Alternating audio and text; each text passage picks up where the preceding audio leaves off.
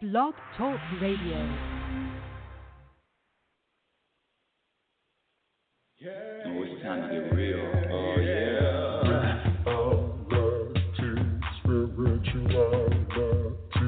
It's a new experience. RealitySpirituality. Yeah, keep your ears open for this one. RealitySpirituality. You got a question for RLN? RealitySpirituality. Yeah, it's time to get some answers, baby. RealitySpirituality. Oh, now we get real.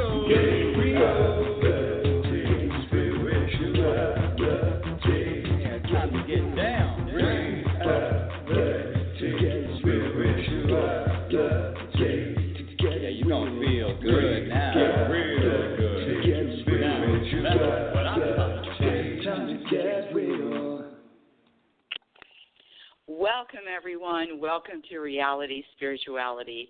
I am smiling from ear to ear. I am just feeling so. I'm a cup running over. I have so much to share. Last week, I had a lot of comments. Our topic was elevating beyond thoughts. And we're going to tie this topic today about the beginning, the ego, the evolution of the ego. But before we do all of that, let me introduce myself, because we do have new people, new listeners all the time. I don't know how you people find me. I really don't. But thank you for listening, and I am Rebecca L. Norrington. I am the world's happiness specialist, and what that means is, when I was younger, I wanted the same two things. I wanted to live to my potential, and I wanted to be happy. And so this desire, intention, agenda, asking the questions, how can I be happy? Can happiness sustain itself? How can I stay happy? What happens when life hits me with the storms of ups and downs? You know how life hits us. You know that there's no smooth sailing here. You know that there's always a curveball.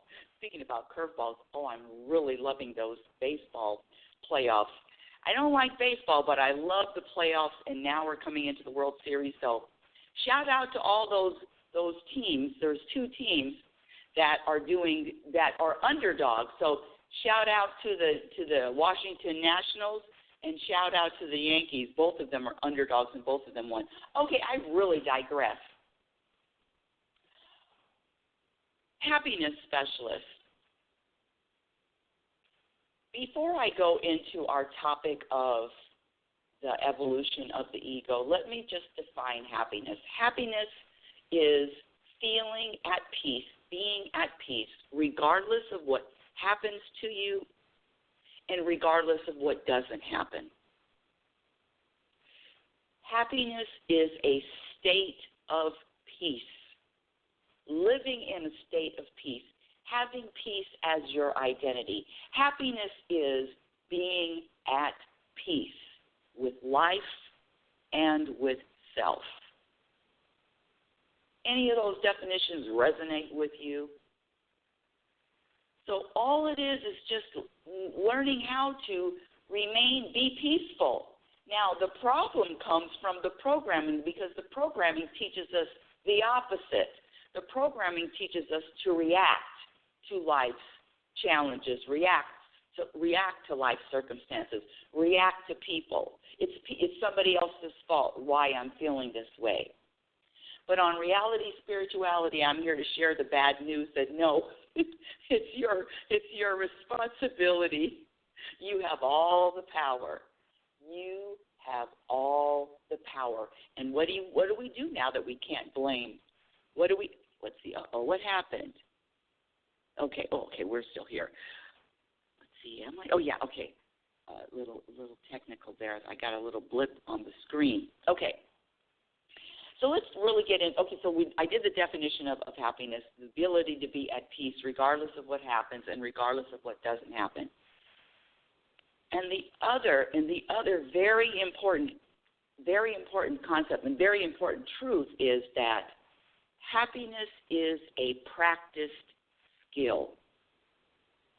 It's not anything you grow into. It is a skill that you practice, and there are so many components and so many things to practice. Not only are there new and different behaviors to practice, but there's also behaviors and thoughts that we recognize now and eliminate. I'll give you a perfect example. Blaming somebody else for you not feeling good or you not being happy, blaming someone else. We were all programmed to blame someone else, especially if that person was close to us, right? Especially if they're in the family, or maybe they're your partner or significant other, right? Oh, it's got to be them. They didn't fill in the blank. No, turn off the TVs, change the channel right now, because your happiness has nothing to do with anyone else, what they do, how they do it, whether they even acknowledge you or not. I know we're starting off a little bumpy, but it gets better. It really, really does.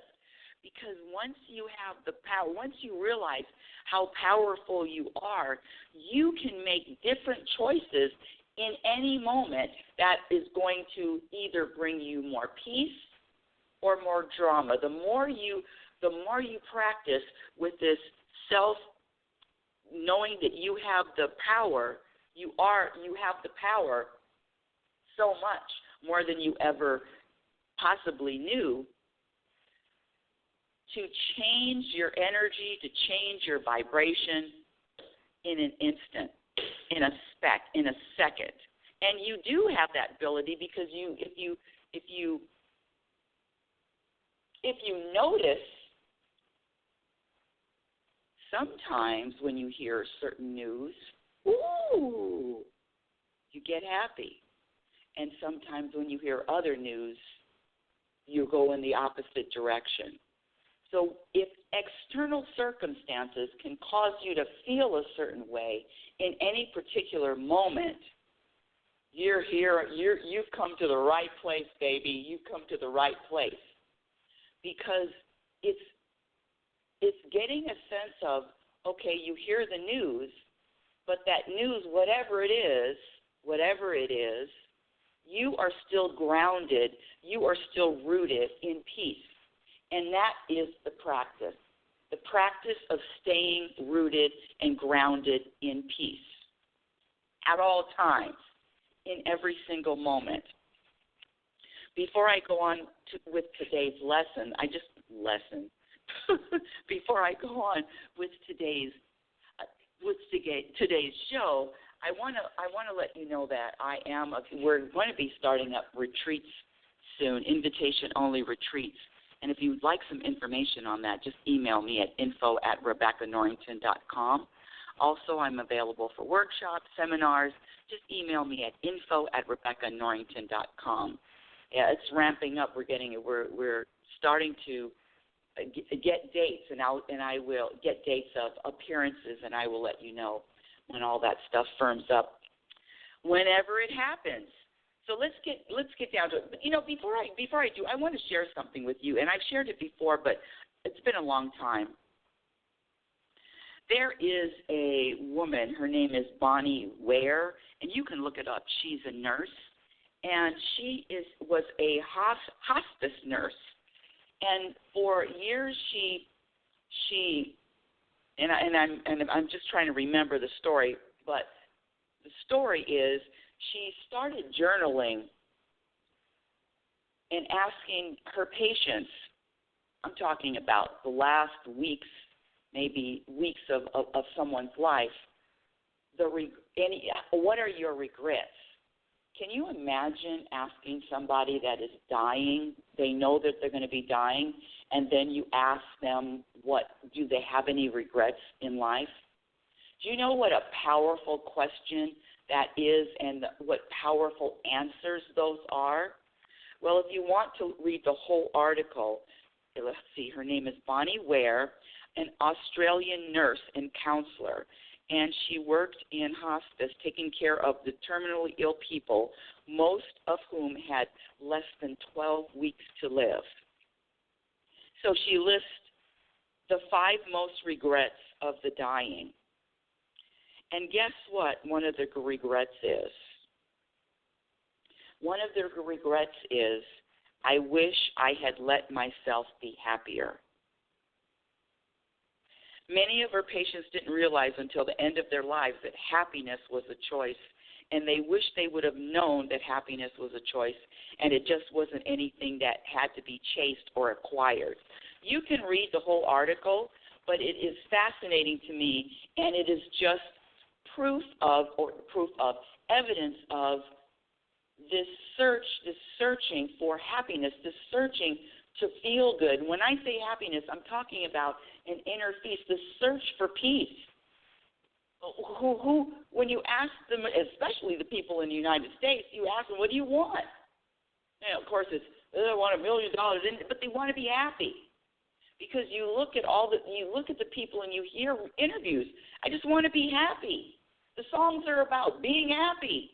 The movies, being happy, happily ever after. But the problem comes from you cannot be happy. You cannot have a happy ending to an unhappy journey. So it is about the journey. And as we talked about last week, about rising above the thoughts. Okay. Someone asked me, because I teach classes on the truth about happiness, and someone asked me in this new class that has just started, a question that I've never been asked before. I mean, I've thought about the question, but I've never been asked before as a teacher from a student. And it caused me to pause because I didn't really have an automatic answer. I knew the answer, but I didn't have it all wrapped up and tied with a bow. And I needed help with this. Where does the programming come from? What is the programming?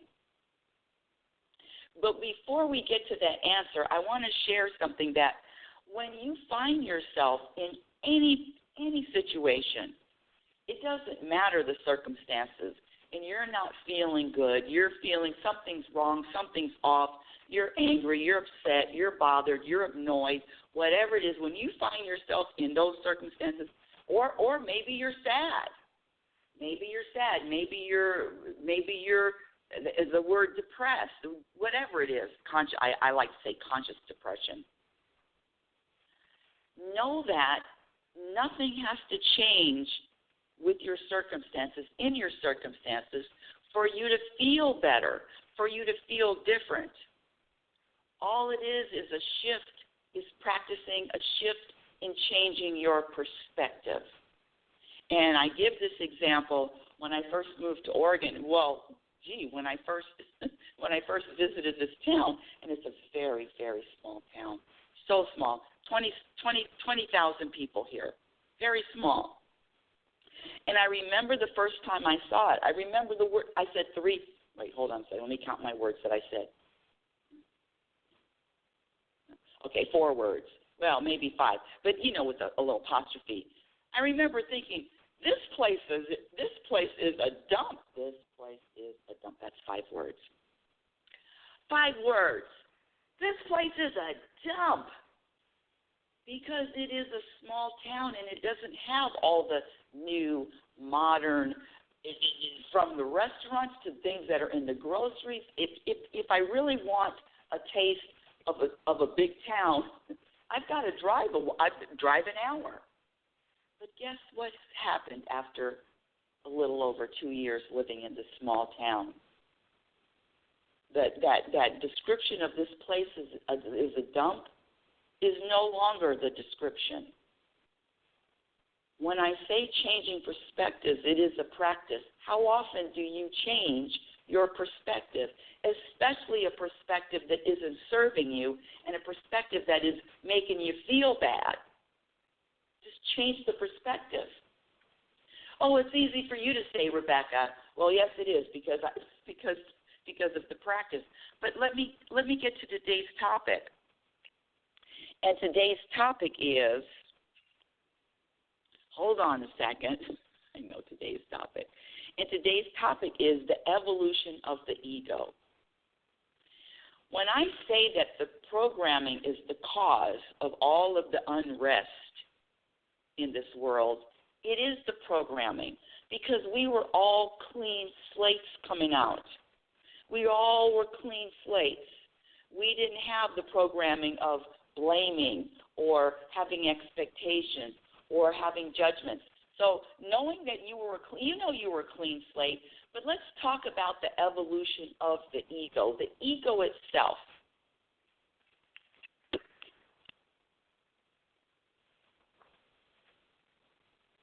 One of the things that I want to ask these questions, let me ask these questions first.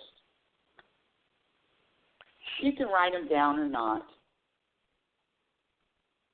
because I'm going to go into the programming, really, really putting a spotlight on the programming. I was asked, where did the programming come from? Who programmed us? Here we go. There are two important dates in our lives. Talked about it before. It's our birth date, and of course the day we breathe our last breath. And everything in between is a story 98% of the time created by the ego. 98% of the time is a programmed story. All of the stuff in between. And I'm speaking for myself. The more I really started practicing, the more I started practicing and trusting this and knowing this, I know it's a story. I know that I can come up with some very, very focused story, looking at it with one perspective, my perspective, how it affects me, how I interpret the events that happen, but also know that it is just a story created by the ego. Anything created by the ego, anything is going to cut into and subtract from my peace and or my happiness. Anything created by the ego, but it is a tricky. That ego is tricky, because it will disguise itself as doing good. It will disguise itself as doing good. Let me share something with you. This programming. I'm going to ask you some questions, and I would like you just you could get a pen and paper if you like. What were you programmed to believe about life? What were you programmed to believe about marriage? What were you programmed to believe about being a husband or having a husband? And what were you programmed to believe about being and or having a wife? What were you programmed to believe about having friends? What were you programmed to believe? What is the role of a friend? What is the role of a friend? That's a program. What are the duties of a friend? Hold on, I'm going to my second page of questions. Here's a good one. What were you programmed to believe about having children? What are you programmed to believe about children? What are you programmed to believe about people with addictions? And when I say people with addictions, I'm not just talking about alcohol, drugs, shopping, gambling, overeating. I'm not talking about those addictions. I'm talking about the addictions or the excessive habits of needing to be right, controlling, complaining, fear, being a victim, feeling negative, anger, drama. There is an addiction to drama. There is an addiction to worrying. There's addiction to criticizing and judging others. Those are addictions. Addictions, habits. Obsessive habits that aren't serving you. How's that? Habits that don't serve you. I mean, if it's serving you, hey, more power to you. But I'm telling you right here, if you're judging, if you're criticizing, if you're blaming, if you have a need to be right, if you're trying to control anything or anyone outside of self, you are subtracting from your peace. You are subtracting from your happiness. It's all been proven, folks. It's all been proven. What were you programmed to believe about people with money, wealthy people, rich people? What were you programmed to believe about people, rappers? What were you programmed to believe about parents, being a parent? So let's take a look at that and answer any of those questions. Where does the programming start? When I said I wanted to answer that question, I really someone told me a long time ago about pulling things. Rebecca, did you just pull that out of your ass? No, if you logically think about it, man is still evolving. This prototype that we are right now is still evolving. We're still prehistoric because I know we're getting to a place where words are going to be, maybe, who knows, not even necessary, because there is an energetic way to communicate with people. I'm just putting it out there. But I do know that we are still a prototype of an evolved human being. We're still evolving.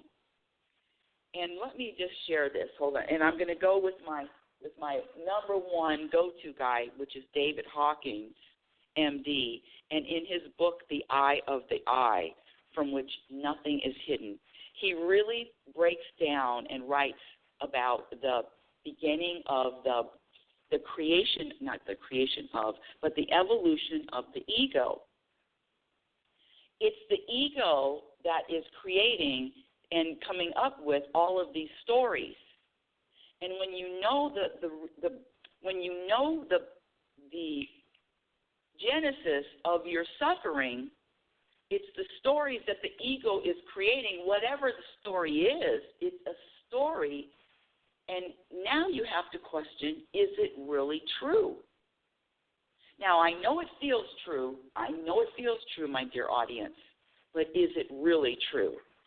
And David Hawkins says, and this is on, let's see, The Eye of the I, from which I'm reading now, The Eye of the I, from which nothing is hidden. He writes, the basic problem with humanity is that the human mind is incapable of discerning truth from falsehood. The basic problem with humanity is that the human mind is incapable of discerning truth from falsehood. Now, I know it feels like it's true. I'll give you another example of even me living here, even moving. People ask me all the time, why did you move here? Why did you move to this small town? Well, the reason could be, well, it's because of the house. It's because there's not a lot of people here. It's because of clean air, less traffic. But that's the story. See, that's the story I would tell anyone. But the truth is, the real reason why I'm here, I know why I'm here. I'm here to get to grow. To the universe is stretching me so much here. I'm in concentrated growth mode. I've been growing every single day. There's something else to tackle, to look at, to practice. There are things that I practice in Oregon that I didn't even need to practice in California. But in Oregon, the biggest practice in Oregon is that of acceptance of people that are hunters. Boy, oh boy, if you were a hunter, trust me, you were on the list of the people that were the people that the scum of the earth. But I don't believe that anymore. That's not my perspective anymore. Not only is there an acceptance of hunters, but there are a lot of people that I've had acquaintances with that I really, really, really, really like, and their reasons for hunting are unique for them, and they get. And so I know I'm going around, but the thing is, that's one thing. Staying out of everybody else's business is going to bring you peace. But let's get back to this evolution of the ego. Okay, so we already have the theory, not a theory, that the truth of people, because isn't that true? The only reason why especially let's go to people with causes, the reason why you're bothered by causes is because you think that there's something wrong. There's something wrong with people wearing fur. I'm not saying there's something wrong with it or there's something right with it. But the people that don't want other people to wear fur because they think there's something wrong with it, right? So it's those beliefs. It's those perspectives. And when you see somebody wearing fur, that bothers you because now you go into the animals are tortured and all of that, and there's something wrong with that. So anyway, let's get back to the evolution of the ego. Let's see. How did he break this down? It's so perfect.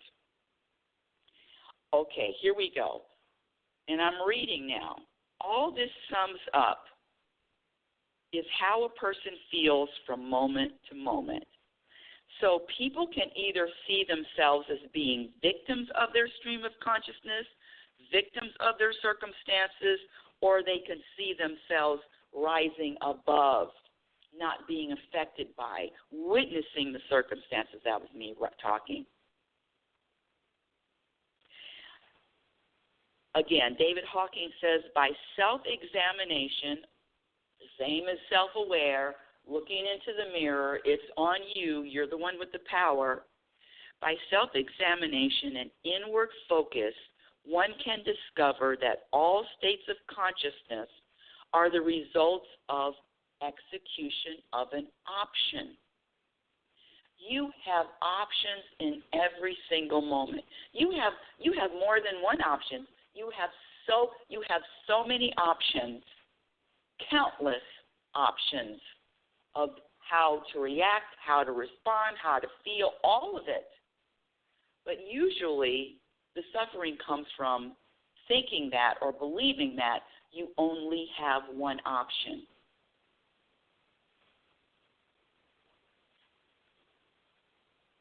There are so many different options. The mind or the ego is like the television set. So there's so many channels you can watch, but it's up to you to choose which channel you want to watch. There is a variety of shows. There is a variety from westerns to the news to sports to music to nature. So you have the power, you have the choice of which show, which focus you want to choose. Let's really get down to the ego and the makeup of the ego. Hold on a second. I have to find it exactly how he wrote it because this is so interesting. Okay. One of the things that he says is a person is not forced to feel resentment by a negative memory, nor does a person have to buy into a fearful thought about the future. These are only options. Now let's talk about the ego and its evolution.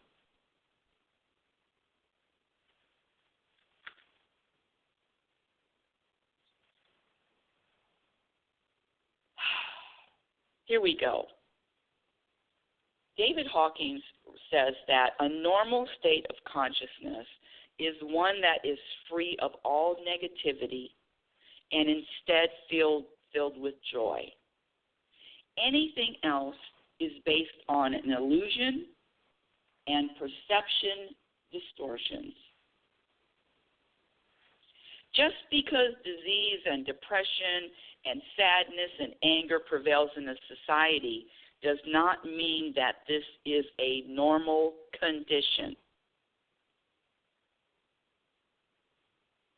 He says, David Hawkins says that it's discovered that 78% of the world's population is actually disturbed. Woo! And what he means by that is because you're just buying into the programming. Hold on a second. I have to get to the part where he really breaks down the beginning of the ego. Okay, here we go. Here it is. Here it is. Thank goodness. So David Hawkins is talking about the origination of the ego.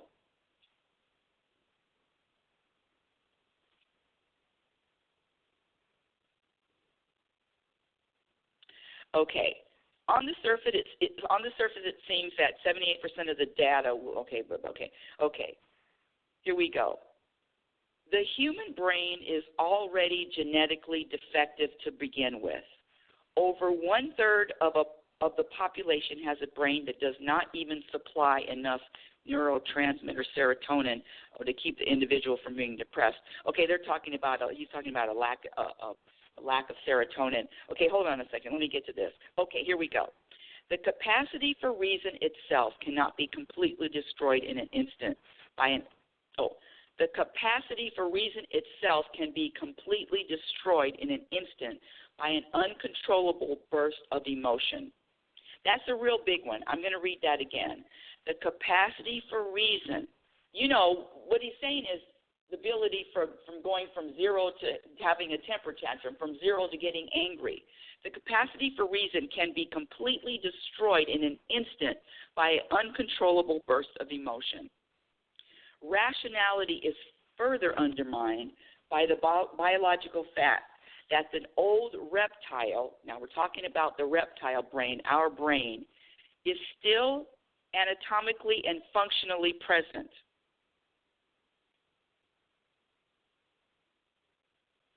And it instinctively strengthens predatory tendencies and aggression.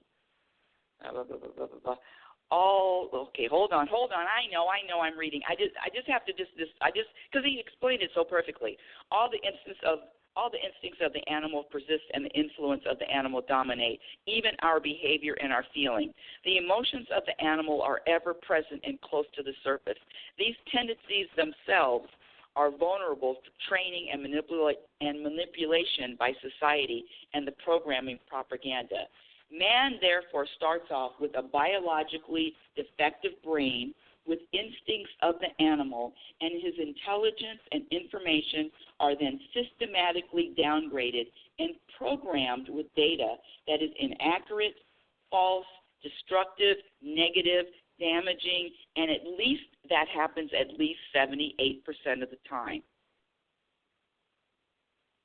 That's really huge. Man starts off with a biologically defective brain with instincts of an animal, and his intellect and information and his consciousness are then systematically downgraded and programmed with data that is inaccurate, false, destructive, negative, damaging, at least 78% of the time. Thank you for hanging in there with me. What I'm doing when I'm reading is, I'm not a scientist. I'm not up here coming up with how does the brain evolve, but when you think about it, using common sense, of course we started off as a caveman with the one agenda is to stay safe, and the other one is to gather food. So we're staying safe and we're food gatherers. But then the evolution of the ego got into where now I'm noticing what you're doing, noticing what you back and forth, and now the ego starts to evolve, and guess what? It's no longer serving us. In fact, it's gotten to a point, it's so powerful in its grip and our beliefs, it's so ingrained, but it's not serving us. And if it's not serving you, the ego's not serving. And you know how it's not serving you? You know how it's not serving you? Because you feel bad. Because you don't feel good. When you go to the universe, for any answers, You're not going to feel bad about any answers that you're given. Never. The universe is not in the business to make you feel bad.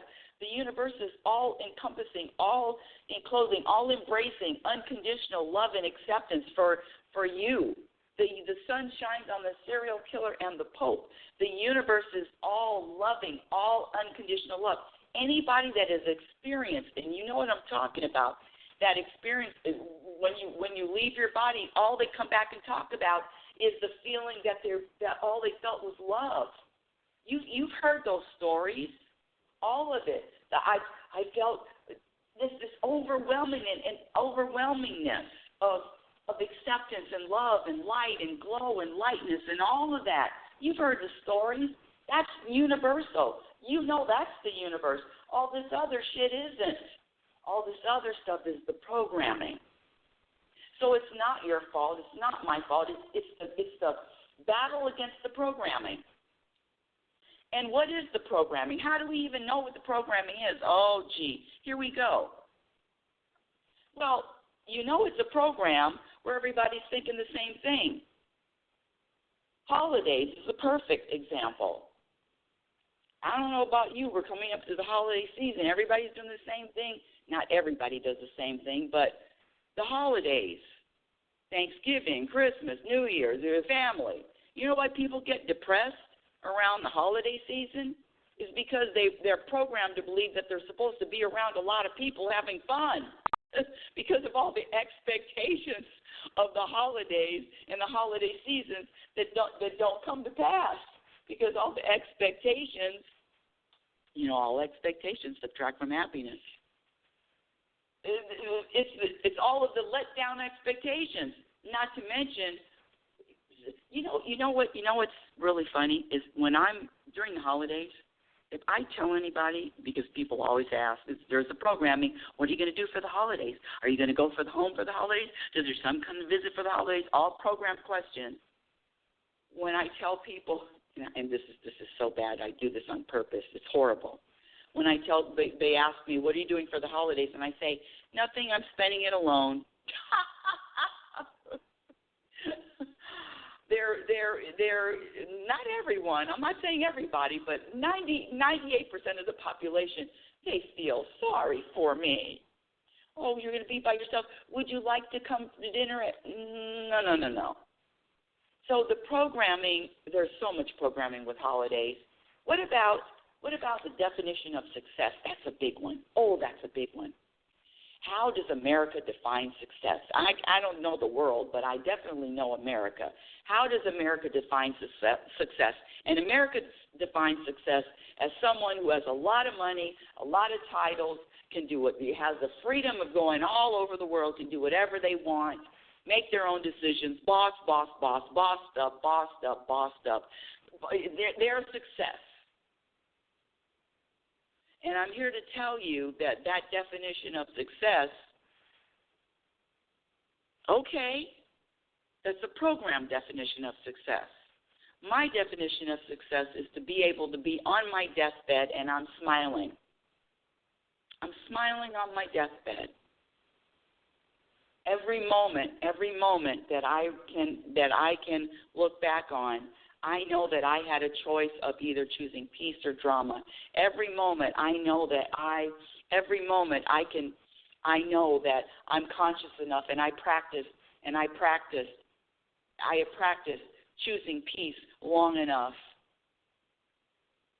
to know that at the end of it, I'm going to be peaceful too, because my identity is peace. And what I'm teaching my son is going to be peaceful too. So, yeah, my definition of success is to be at peace in any moment that I experience. My definition of success is to blindly trust in every moment. My definition of success is to accept every moment without judgment. What is the program definition of success? So the evolution of the ego, and that in that program definition of success, where the money and the things and the people and the titles and all of that, that's all ego. That's all it. Great evolution of the ego story. That's a success. And haven't you noticed that people get off when the script is switched? There's a lot of that's new.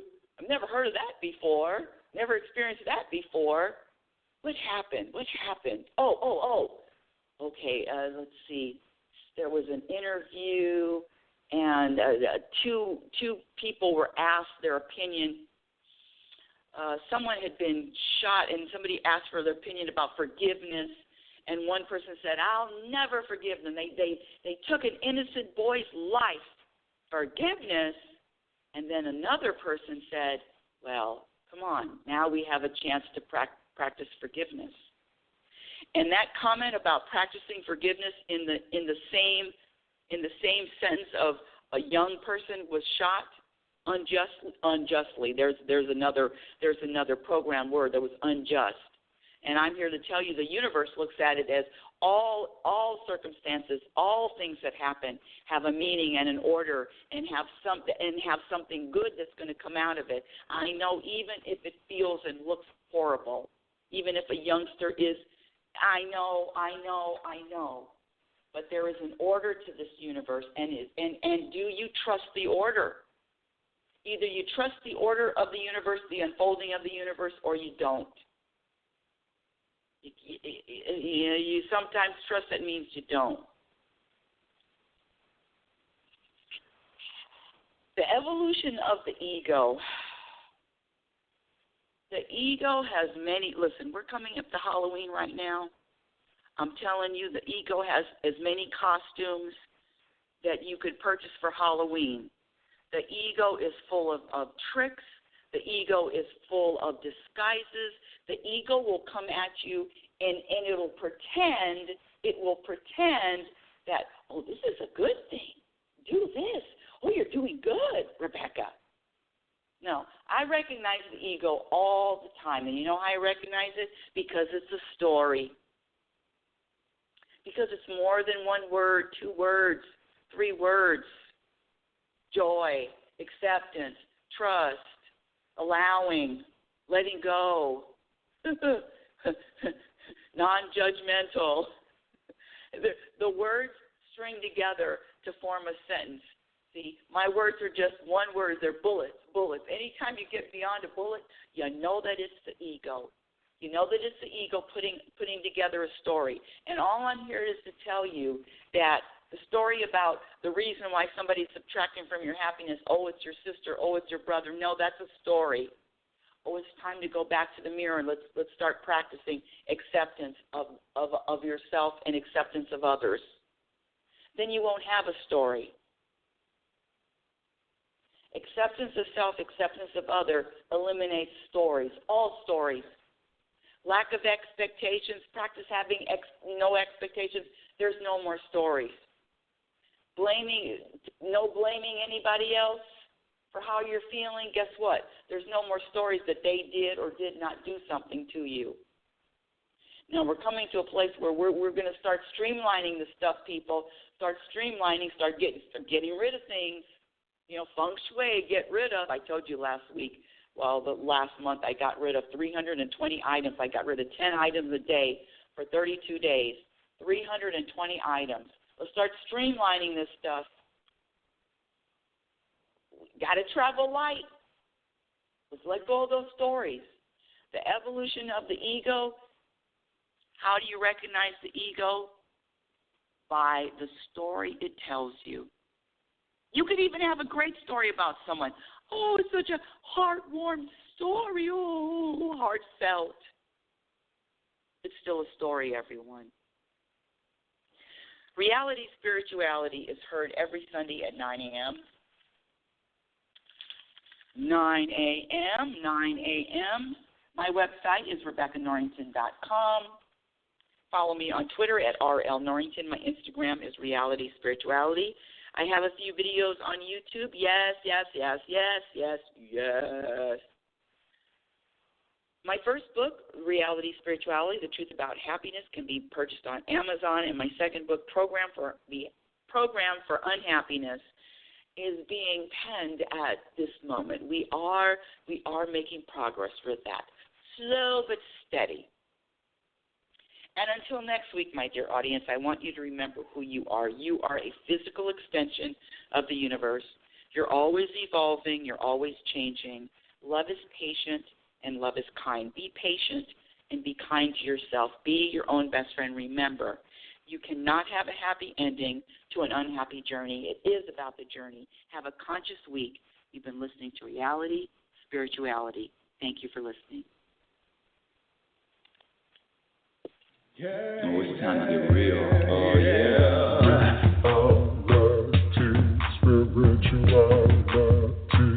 It's the newest experience. Reality Spirituality. Yeah, keep your ears open for this one.